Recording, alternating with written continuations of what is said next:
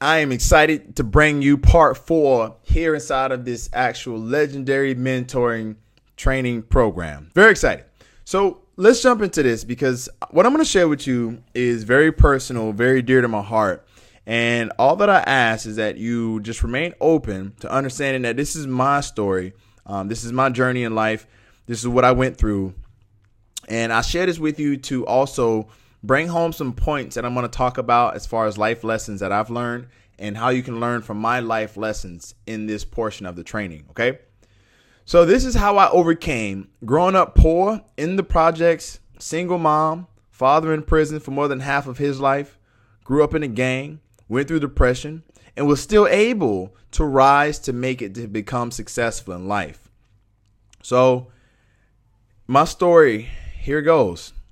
I was 5 years old when I was hungry and I go to the kitchen and I look in the fridge. I swing open the refrigerator door and there was no food in the fridge. There was only a jug of water and a carton of baking soda. I immediately create this story in my mind that I don't deserve the best that life has to offer. I'm not worthy. I'm not valuable. And my mom was at the hospital working another double shift. And my dad, well, he just left after their last violent fight. And he was gone. So it was just me by myself. And then I created a story in my mind that my parents don't love me. And I clinged on to this story for the rest of my life. I then say to myself, you know what? I need food. I got to find food. I got to do whatever is necessary to find food. So I go into my room. I take a bunch of toys that were in my room. I put them inside of a bag and I go outside into the project apartment complex where I grew up at. And I go to every kid on the block and I try to sell them this toy, right? And they all call me a bunch of names, get out of my face, you dirty motherfucker. Get out of my face, you dirty little stank, little poor kid. I like all these words, dropping the N word on me, all this stuff, right? And despite all of this negative things that they were saying to me and how bad it made me feel internally, I said to myself, I gotta find food. I'm not gonna stop until I make a sale so I can go buy food. And next thing you know, I get to the end of the block and there was one kid sitting on the steps in front of his house. I say to myself, and I mutter through my teeth, this kid is going to buy. This kid is going to buy. He already bought this toy. He already bought this toy. And next thing you know, he runs downstairs. I show him the toy. I sell it to him. He backs away slowly, runs upstairs, runs back down, hands me $1. I hand him the toy. And I take that $1 and I go to the corner store and I bought my first 5-star meal, or what felt like a 5-star meal. Because you see, I bought a quarter bag of chips, a honey bun, like a Star Crunch, another snack for $0.25. And I bought a quarter juice totaling up to $1. And it was a 5-star meal from Red Lobster. And then I remember while eating that 5-star meal at the time, I said to myself, I need to become an overachiever. I need to become an overachiever in success so that way I can have everything that I want in my life. And then, growing up with a single mom and just having my mom there, my mom, she was barely there because she was working 10 hours a day, sometimes more, just to make enough money to keep the rent paid, the lights on, and sometimes food in the house. But there were a lot of times where there was no food in the house growing up for me. And you see, my father was in prison. He was locked up in prison. He was a big cocaine dealer, sold a lot of drugs, and he had a lot of other charges. Some very violent charges. He had a lot of like kingpin charges. Well, he one kingpin charge, and it was just bad. He did a lot of things for money because he grew up in the streets and he didn't know any other way. And my mom and my dad, like, they did what they did because that's all they knew. They didn't know anything else. They weren't blessed with the opportunity to learn about internet marketing or go to college like I was able to do. So even growing up, man, I'm telling you, like, it wasn't easy. Like most summers, at just about every summer, I remember when I was in middle school, I would literally climb up trees, like fruit trees down in Miami in the summer. And I remember the first time I did it with my mom. We went to a field of mango trees. We picked as many mangoes as we could fit inside of her little minivan at the time. We put those mangoes in the back of her minivan in bags, and we came right outside of our project complex. There was a main road, and we wrote on a sign, "Mangoes for sale, $1." And we would literally sit there every single day selling mangoes on the side of the road until we made hundreds of dollars, which we used those hundreds of dollars to buy me school clothes and my little brother's school clothes every single summer. And there were times when I needed extra money and my mom wasn't there, she was at work, where I would go around the neighborhood. I would climb different mango trees around the neighborhood.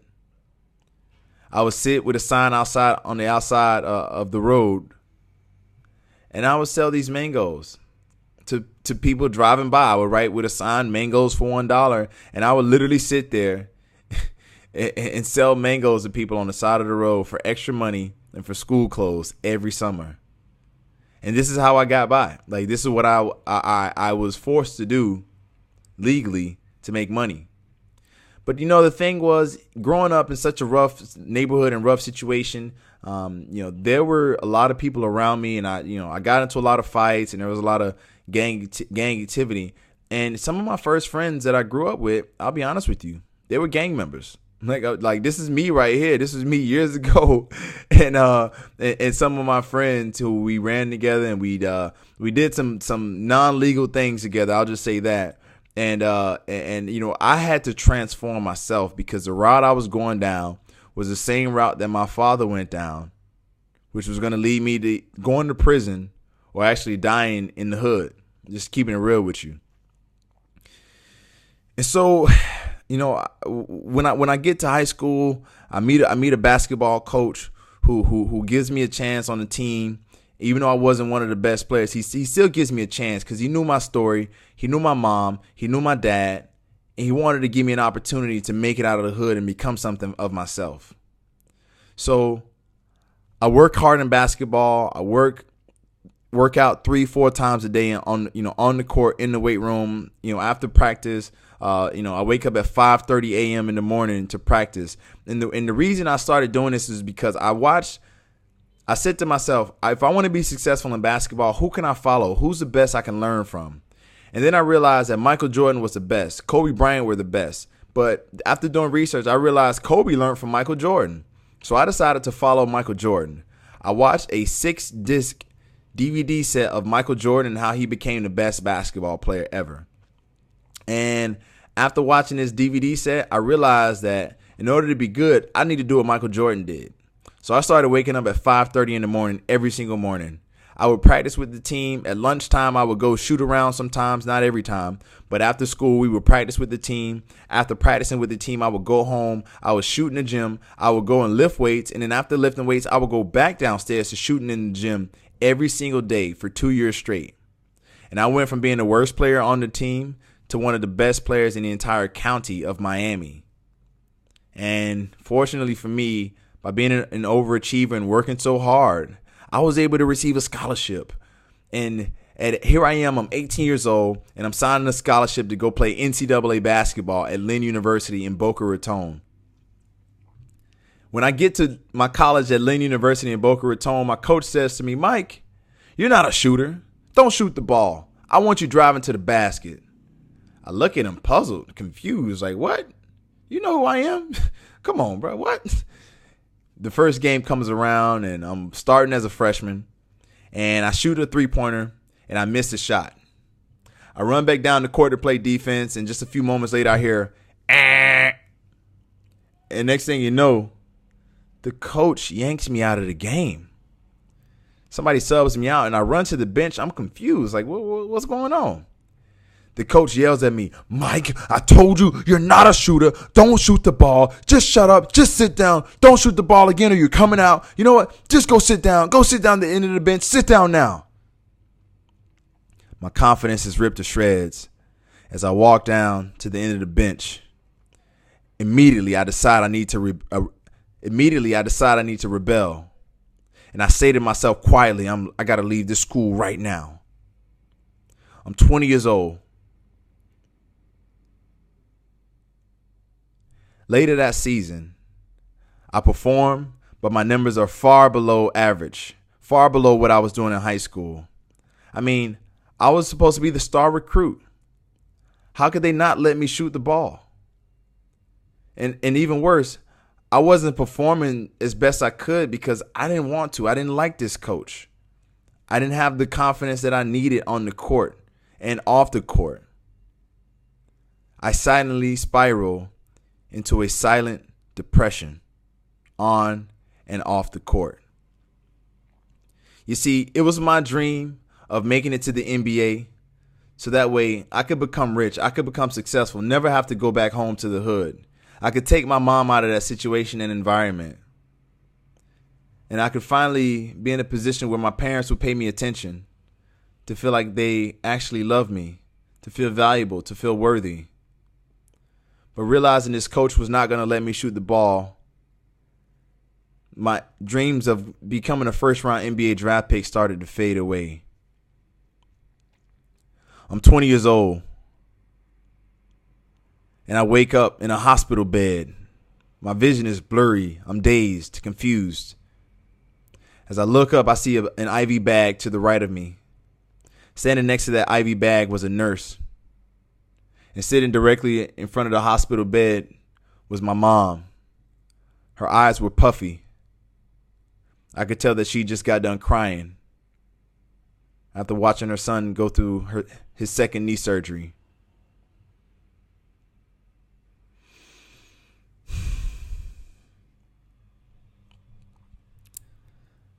Immediately, I begin to cringe and yell in pain as I feel a sharp pain slice through my right knee like a samurai sword. And then a second pain slices through my heart as I look into my mother's eyes, and I had to face the reality that I was no longer going to be a first-round NBA draft pick. I was no longer going to be able to get my mom out of the hood, make it and become successful in life, and finally get my parents to pay me attention and love me. Immediately, I begged the nurse to turn up the morphine that pumped into my veins. I didn't want to feel this pain anymore.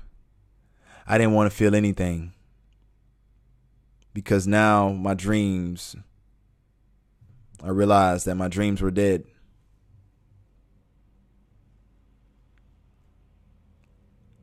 A few months later, I spiral into a deeper depression, realizing that basketball was no longer going to be the way for me.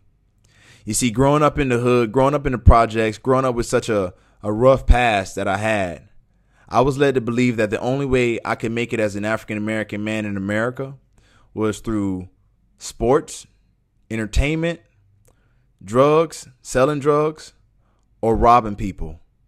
This was my belief at the time. So I spiraled into a depression because I felt like my life was over. I spiraled into a deep depression, and I started to turn to drugs and alcohol. And a few days after recovering from my surgery and being able to walk again, I tried to take my own life. I mixed multiple different types of pain prescription pills with other heavy-duty party drugs. I drank half a bottle of alcohol, and I smoked for the first time in my entire life, here at 20 years old.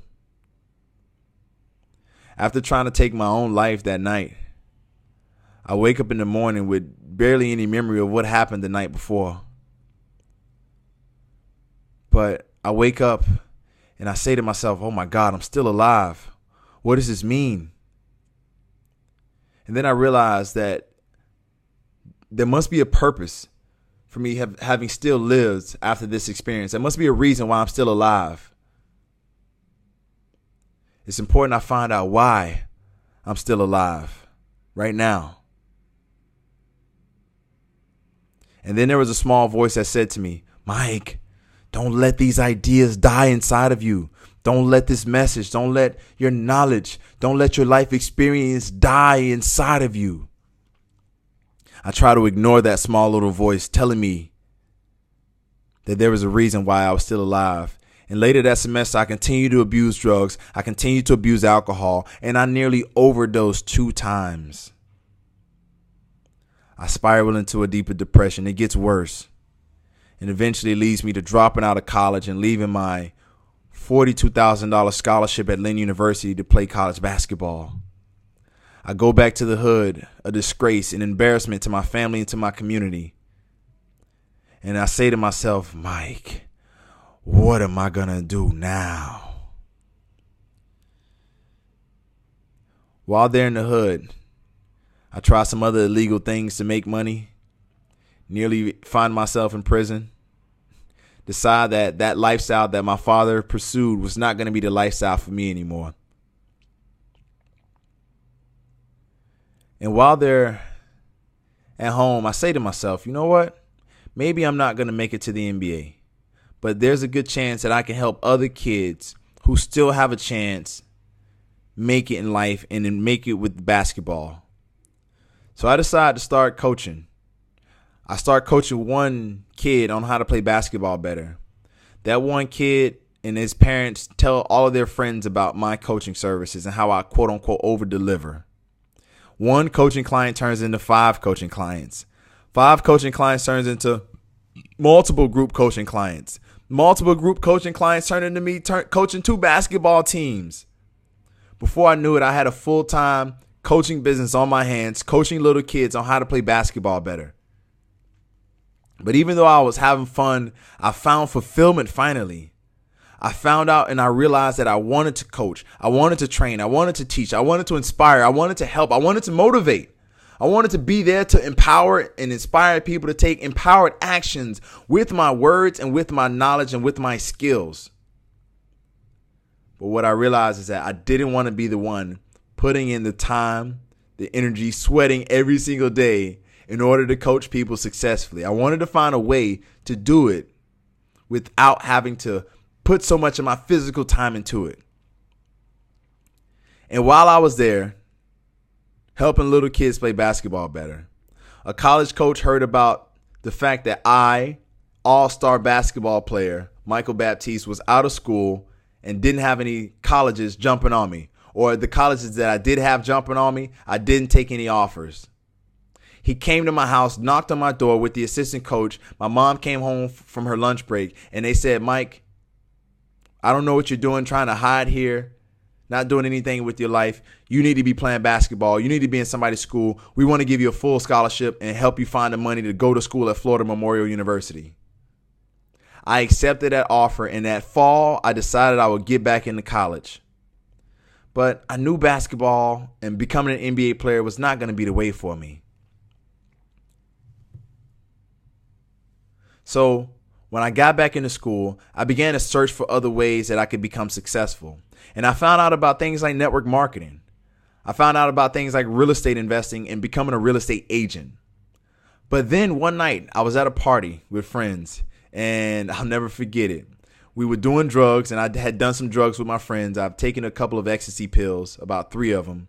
And after taking these 3 ecstasy pills, my friends whip out a bag of heavy-duty drugs, and they put them on the table. They put cocaine, they put ketamine, they put K2, they put more pills, more prescription pills, that is, all on the table, and said, hey, let's get the party started. So I stepped back, and I looked, and I said, yo, I'm already high. What are you guys talking about? You know what? No. This is it. I am done doing drugs. I don't want to do drugs anymore. I am done. And immediately on the spot, I quit cold turkey and I stopped doing drugs. And I said to my friends, bro, when you guys are done partying, take me back to my college dorms. So they continued to party and they went outside to the outdoor area. And I sat on the couch and I turned on the TV and I started flipping through the channels at late night. It was about 3 a.m. And then I land on a channel, and it was a young white dude with an older white dude talking about how he made millions of dollars on the internet, right? And so I see this, and I'm like, what? Millions of dollars on the internet? Whoa. No way this is possible. This can't be possible. This looks like a scam. But you know what? I'm desperate right now. and I'll try anything. All of a sudden, I take the last $150 that I had to my name, and I decide to buy the guy's book. The book comes in the mail a week later, and I didn't have a laptop at the time, but one thing I did have was determination to succeed. And so I take the guy's Fast Start DVD. I go to the computer lab at the school. I pop it into the tray, to the disc tray. I put it in. I watch the video. I pause the video. I take action. I watch the video. I pause the video. I take action. I watch the video. I pause the video. I take action. And within 10 minutes of refreshing the screen, I had made $20 in my first 10 minutes. Woo! It was a breakthrough. Finally, it felt like I got that 3,000-pound gorilla off my back because I now found a way that I could become successful in life outside of basketball, outside of selling drugs, outside of robbing people, outside of becoming an entertainer. I now found a way for myself. And I said to myself, I declared and committed right there on the spot that I would continue doing internet marketing until I became successful in life. And then I would help other people succeed with the same way that I found for myself. It was a breakthrough. I decided to take the leap of faith, and that leap of faith led to me earning these commissions in my first 10 minutes. I'm telling you, it was an absolute breakthrough. And this small little breakthrough sparked me to looking for other mentors, other role models to figure out how to really take this thing to the next level. So I found a mentor on my college campus and I asked him for help. I asked him, did he know anybody who needed help with marketing? Because this is what I was doing. He then referred me to my first high ticket client, who was a luxury automotive dealer. That luxury automotive dealer then allowed me to sell some of his vehicles using whatever strategies I could. I created a funnel at the time without even knowing what I was doing. I was just testing things out. I started using Craigslist for free marketing, and I had people requesting more information and calling me, and then I would actually screen those leads, and the leads that qualified, I would pass them on to the luxury automotive dealer. I literally created a script that I would read to these people off the cuff, and I would forward the qualified people who I thought were qualified onto the dealer. After about 2.5 months of doing this system and just trying to figure something out, I received a call from the dealer telling me that he just made a sale from one of the leads that I sent him. And I was going to be getting paid a commission on a sale in the amount of $50,000. Woo! It was another breakthrough for me. Now, this breakthrough was the one where I realized, you know what? I can sell premium price programs and products. I can sell high ticket items using just the internet. And that then led me on another search to see how can I actually sell high ticket items just with the internet, just with my knowledge, just with my ideas, and just with who I am as a person in my life experience. So then I hired another mentor who taught me more ways to make money online. So I decided to test these ways out, test out different ideas and strategies, create my own products online. And wouldn't you know, I started making more money online. I started making as much as 4 figures in a day as a college student. Then I get to the end of my senior year, and here I am. I'm 23 years old, and I'm at the end of my senior year. And I say to myself, man, I haven't done nothing significant with this information and this knowledge. It's probably best if I share this knowledge and information with the world. So here's what I'll do. I'll put together an actual seminar teaching my other peers and friends how I've been able to earn money on the income, how I've been able to earn income online as a college student and as a collegiate athlete, like as an all-star basketball player. So I put together a seminar. About 100 students show up to the seminar. Now, after that seminar, people were so inspired, they started taking empowered action. They started launching blogs. They started launching websites. They started creating their own products. And some of them started hiring me. You see, they started hiring me for video marketing, copywriting, and consulting services. Now, in that process of developing marketing skills, I would rewrite sales letters by hand. I literally wrote hundreds of Dan Kennedy's, Gary Halbert's sales letters by hand. And I would rewrite the same ones over and over, some of their best performing sales letters by hand in order to improve my copy skills over time. I literally did hundreds of sales calls over the phone, learning how to sell people over the phone on a product that I didn't have for something that they wanted, and having never met me before, right? Like I literally did this over and over and over. And so I took these skills that I developed in my college dorm room and I sold them to people following this seminar, and it worked out well. And one of these students came up to me, and we actually negotiated a deal where I took an equity stake in their startup company for $100,000 of equity. Yes, I negotiated a 6-figure equity deal at 23 years old. And one student came up to me and he had an idea called banana milk. I said, banana milk, man, that doesn't exist. That's going to be big. That's going to blow up. So we decided to partner together, and all of this success happened because I decided to step out there, share my knowledge with the world, and then boom, this was a bigger breakthrough for me.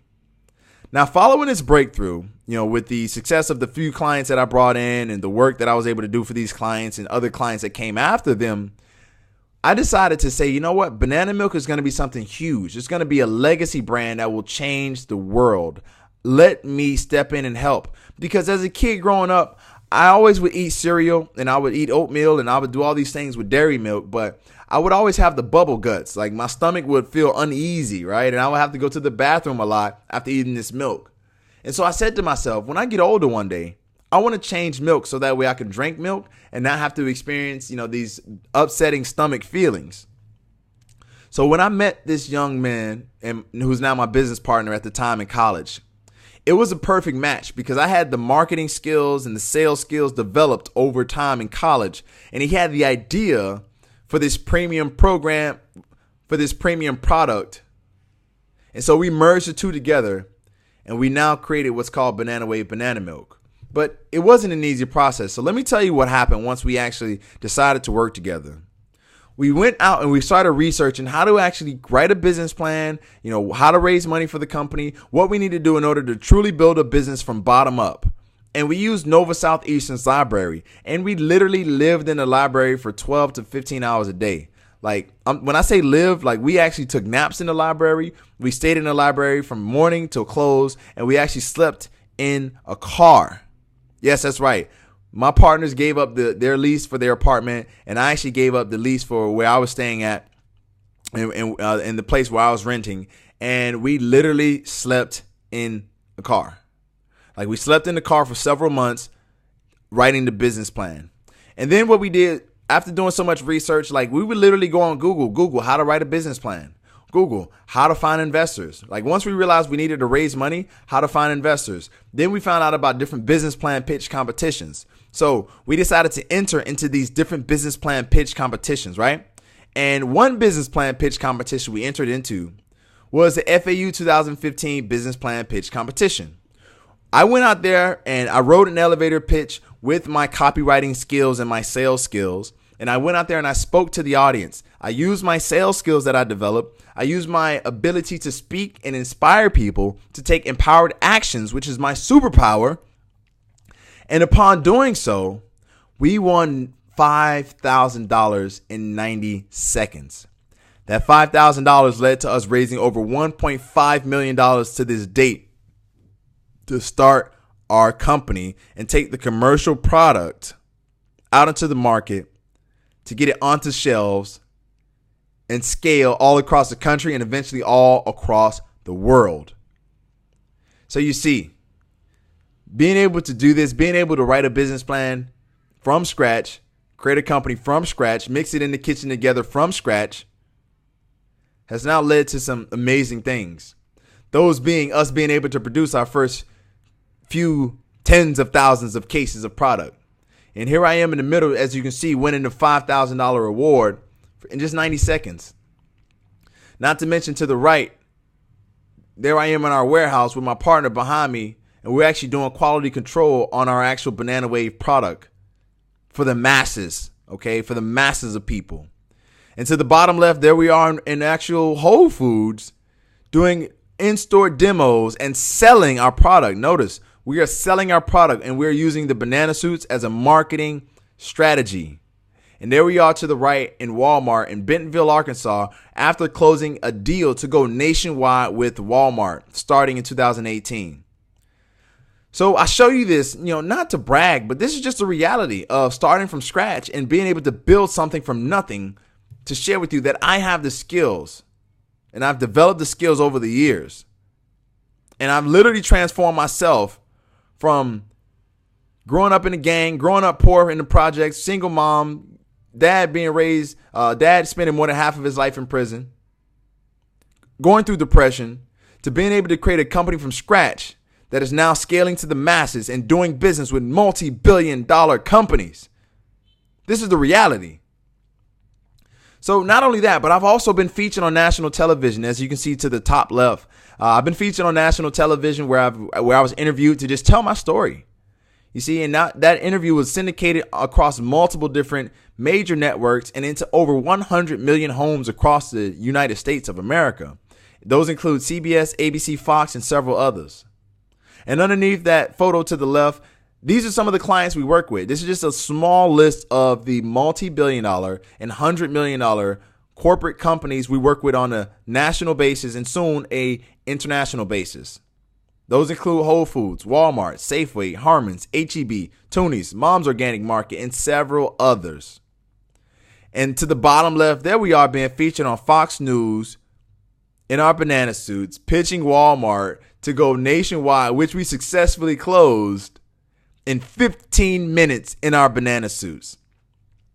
And to the top right, right there in the middle, you can see I actually won an award for first team all conference, all defensive team. Not only that, but I won an award for being the senior of the year for my university, being the most valuable player, the defensive player of the year, the sportsman of the year, and also an outstanding award for my leadership as a senior. And all of this happened my senior year of college. Okay, like this isn't to here to brag or boast, but this is the reality of what we've been able to create from scratch. And I've been featured in a major documentary with our story that's now going to be put into an actual movie for a company called OIC. And to the bottom there, I am holding up product inside of Whole Foods. And to the bottom right, there's one of my digital products that actually won an award, and it sold thousands of copies within its first few days of being released. And this was one of my first successful online product launches. And there again, to the bottom right is Banana Wave. And we won an award for this product for being the best tasting non-dairy milk alternative on planet Earth in 2016 by a company called Beverage World Magazine, where they rank the world of beverages. So I share this with you, because after going through these experiences, I've been able to achieve some phenomenal results in business and work with some of the largest companies in the world, starting from where I came from. Not only that, but my father has now been out of prison since 2016. We now have a relationship that we're working on developing and building because, again, he's been in prison for more than half of his life. So I'm now getting to know him again. But we communicate on a constant basis. My mother and I, we have a much more loving relationship. We also communicate as well. And my family, I have a better relationship with my family. I have more fulfilling relationships with my friends. I'm able to do more of the things I want to do. I'm able to travel the world and have some great, amazing life experiences. And all of this is a result of what I've been able to learn in my course, in my journey of going from nothing to creating something in this world around me. So I share this with you, and I want to share the timeless principles that I've learned from my life experiences for success. And again, I'm just going through the principles here. I'm going to dive much deeper into this inside of the rest of the core training. But the principles I've learned that really will lead you to success in anything that you do are determination, focus, passion, having a burning desire, actual commitment, and not being willing to give up until you reach the thing that you've been committed to reaching. Belief, internal belief inside of yourself. Having a mastermind group of people around you that are all moving towards the same vision. This is going to help you tremendously. Having love in your life, right? Having love, loving yourself, loving who you are, loving your core essence, your core being, and extending that love out to others. Setting goals and being conscious and mindful of your goals and not quitting until you reach your goals. Having mental toughness, like not quitting and giving up when things get tough. Modeling success, being able to model success and see what people have done before you, do what they do, and create success in your own lane with your own skills, with your own knowledge, and with your own efforts. Paying attention to your intuition, like trusting your intuition, trusting that gut feeling inside of yourself. Reading, this is so important, and I'm going to talk more about this. And this is something I like to call figure it out ability, okay? Just being able to figure it out. Like, don't make any excuses, just figure it out. Having persistence, meaning like not stopping until you get it. Being consistent, meaning showing up every single day, choosing to be great and choosing to be your best self. And something I like to call the 200-year philosophy. And this basically means when you're dead and gone, what will people remember about you 200 years from now? Look back into ancient times. Think about the people that were around hundreds of years ago, whose names are still spoken inside of history books and record books. Do you want to be one of those people? Or do you just want your life to be a small little blip on the infinite timeline of our society, of our civilization, rather? It's up to you. But this is what I've learned on how to create, okay? So let me give you the non-life lessons that I've learned on my journey and my experience in life with the intention to help you with these. Of course, these are what I've learned from my life experience, and these are going to help you if you apply them. The first life lesson is when you want to succeed bad enough, you'll do whatever is necessary to win. The second life lesson is you can figure out how to do anything you want to do in life. Just figure it out. The third lesson is don't try to do it all alone. Literally ask for help.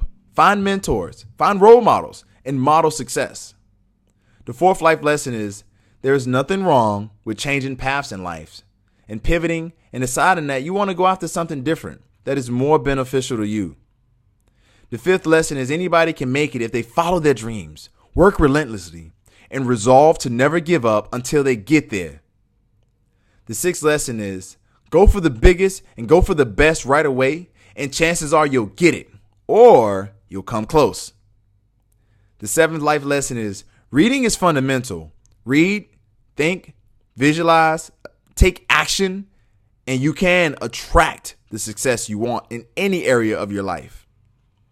The eighth life lesson I've learned is it doesn't matter where you start, but it matters where you're going and how you enjoy the journey getting there. And the ninth life lesson I've learned is love yourself, love others around you, give love to others without expecting anything in return, and you'll receive more than enough love in your life. These are the 9 life lessons I want to share with you. Now, how do they actually relate to my story? How can you actually extract my life lessons from my story? And how can you use your life lessons, your life experiences that you've been through to teach, coach, train, mentor others inside of your coaching, consulting programs or your premium products that you create? And how do you build a life story around your life experiences? And how do you build a brand story around your life experiences? I want to share that with you inside of the rest of the actual core training. I hope that you've truly found this valuable. And I look forward to seeing you inside the rest of the core training so we can dive deeper into how do you extract your life lessons from your life experiences and how do you transform them into something that you can teach and share with others to help them transform their lives as well. I so look forward to sharing the rest of that with you. Now, if you haven't gotten access to the rest of it, I highly recommend that you do so. Like, go and get started with the rest of that information, because it's truly going to help you transform everything in your life and business. And I say that from personal experience with everything that I share with you inside of my personal story and my personal journey through life. So now I want to leave you with this. If the dreams that you're dreaming can be accomplished in this lifetime, then you are dreaming too small. Dream bigger, baby. And if the mission that you're on in this lifetime can be accomplished in this lifetime, then you are thinking too small. Think bigger, baby. It is your man's Michael Over-Deliver Baptiste, your fearless leader, your most trusted online business advisor, the superstar entrepreneur, and your legendary mentor, signing out. I'll see you inside the next video. Take care, and I'll see you there. Peace.